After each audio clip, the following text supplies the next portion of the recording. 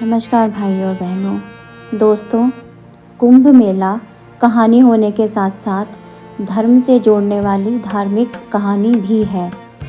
हिंदू सनातन धर्म में कुंभ मेले का बहुत महत्व है, जिसके लिए लाखों श्रद्धालु भारत के चुनिंदा पवित्र स्थानों में जाकर नदी में स्नान करते हैं, जिनमें से एक जगह प्रयागराज भी है।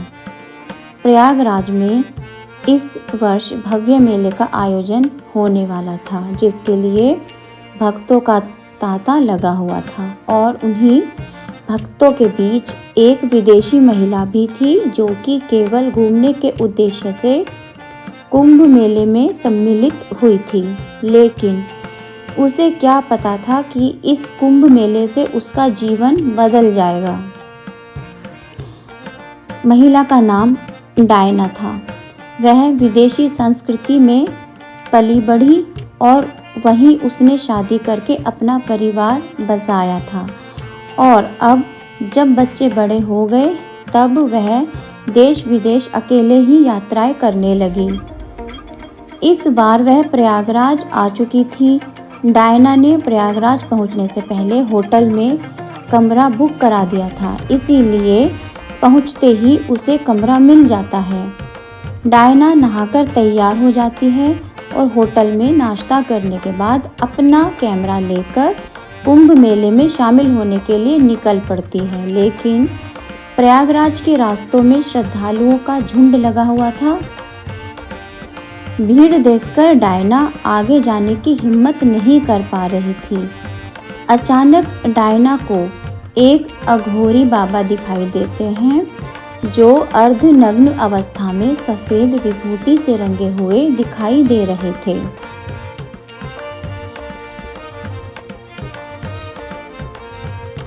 डायना को उन्हें देखकर उनकी फोटो खींचने का विचार आता है।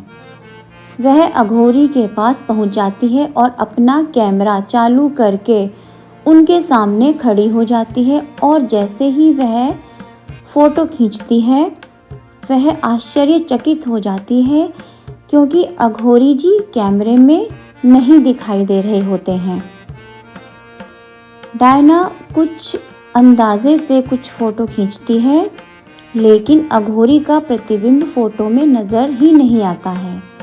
डायना को लगता है कि उसके कैमरे में ही कोई खराबी हो गई होगी, इसीलिए वह चेक करने के लिए कुछ आने जाने वाले लोगों की भी तस्वीरें खींचती है। लेकिन उन सबकी तस्वीर साफ साफ दिखाई दे रही होती है। तो फिर अघोरी में ऐसा क्या था जो उनकी तस्वीर में नहीं आ रही थी? वो कैमरा अघोरी की तस्वीरों को क्यों नहीं ले पा रहा था? डायना अघोरी के पास जाकर उनसे बात करना चाहती है, लेकिन अघोरी भक्तों की भीड़ में आगे बढ़ जाते हैं। डायना भी उनका पीछा करने लगती है और धीरे धीरे आगे बढ़ती जाती है। डायना को अघोरी बहुत ही रहस्यमयी लगने लगे थे, क्योंकि उनका कैमरा सब लोगों की फोटो खींच पा रहा था, लेकिन अघोरी बाबा की फोटो नहीं खींच पा रहा था। वह उनके बारे में जानने के लिए उत्सुक थी।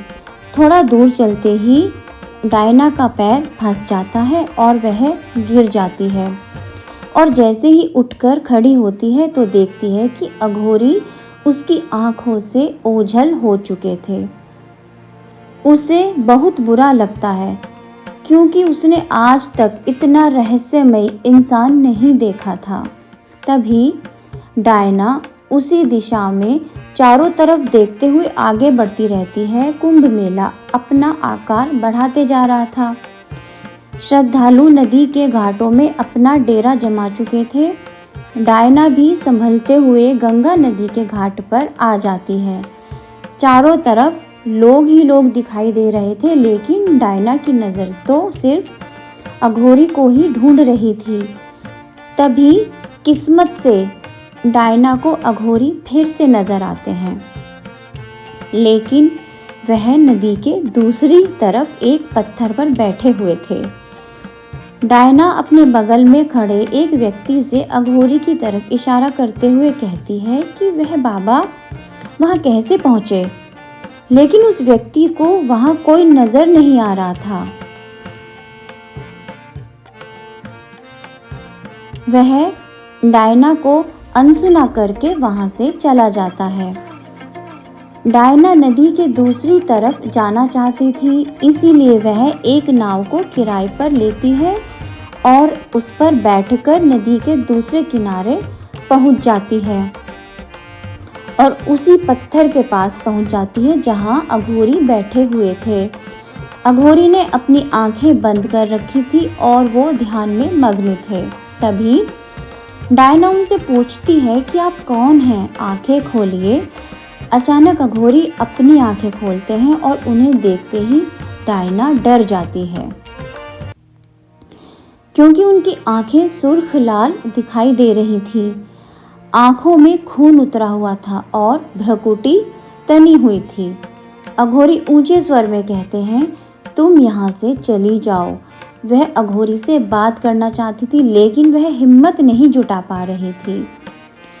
डायना के दिमाग में अघोरी को जानने की उथल पुथल चल रही थी। अघोरी अपने क्रोधी बर्ताव से डायना को दहशत दे चुके थे। डायना अघोरी के सामने बैठ जाती है और कहती है, जब तक आप अपने बारे में कुछ नहीं बताएंगे मैं यहाँ से नहीं जाऊंगी। डायना की तीव्र इच्छा की वजह से अघोरी का हृदय परिवर्तन होता है और वह डायना के सर पे हाथ रखकर पल भर में उसे अपने बारे में सब कुछ बता देते हैं। डायना आंखें खोलती है और वह शून्य हो जाती है। उसे अपनी जिंदगी की सभी बातें तुच्छ लगने लगती हैं। उसने जो जीवन जिया था वह किसी जानवर की तरह नजर आने लगता है, क्योंकि डायना सत्य को समझ चुकी थी। डायना ने अघोरी की शक्ति से देख लिया था कि और भी खूबसूरत जीवन है जिससे हम वंचित हैं, और अब डायना भी वह पाना चाहती थी। डायना अघोरी के पैरों में गिर जाती है और उन्हें कहती है, आप मुझे भी अपनी तरह बना दीजिए।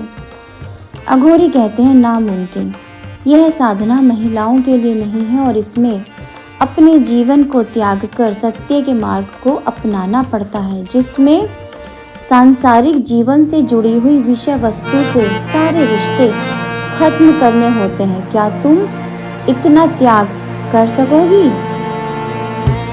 किंतु डायना मन बना चुकी थी, अब वह अघोरी की तरह ही जीवन जिएगी, इसलिए वह पूरे आत्मविश्वास से अघोरी की शिष्या बनने को तैयार हो जाती है। अघोरी कोई इंसान नहीं बल्कि एक शक्ति थे, एक ऊर्जा थे। वह किसी भी तरह के वातावरण में रहने में सक्षम थे, लेकिन डायना तो एक साधारण महिला है, वह इनके साथ साधना करने योग्य नहीं थी। इसलिए वह डायना के लिए उन्हीं पत्थरों के बीच में अपनी चमत्कारी शक्ति से एक छोटी सी गुफा का निर्माण कर देते हैं और डायना के वस्त्रों को बदलकर उसे वैराग्य की वेशभूषा में ले आते हैं। और जैसे ही डायना पत्थर के ऊपर साधना के लिए बैठती है तो नदी के दूसरी तरफ कुछ लोगों को डायना एक देवी रूप में नजर आने लगती है और कुंभ मेला में शामिल भक्त डायना के दर्शन करने के लिए उतावले हो जाते हैं। एक के बाद एक कई नाव पार करके दूसरी तरफ पहुंच जाती हैं। ऐसे वहाँ बहुत सारी नाव इकट्ठी हो गई थी जो कि नदी पार करके उस तरफ पहुंच गई थी। श्रद्धालुओं की भीड़ डायना की गुफा की तरफ बढ़ने लगती है। अचानक डायना की आंखें खुलती है तो अघोरी उसके सामने से गायब हो चुके थे और बहुत से लोग हाथ जोड़कर सामने खड़े हुए थे। डायना को समझ में नहीं आता कि वह इतनी महान कैसे बनी है। लोग उसे ऐसी देवी समझने लगे, जबकि वह एक अत्यंत ही साधारण महिला थी। लेकिन यही कुंभ मेले का प्रताप था जिसने डायना का जीवन बदल दिया और उसकी बेरंग जिंदगी में भक्ति का रंग घोल दिया था। भाई और बहनों, आशा करती हूँ आपको आज की ये कहानी पसंद आई होगी। नमस्कार, और हमारे चैनल को सब्सक्राइब करके हमें सपोर्ट करें। धन्यवाद।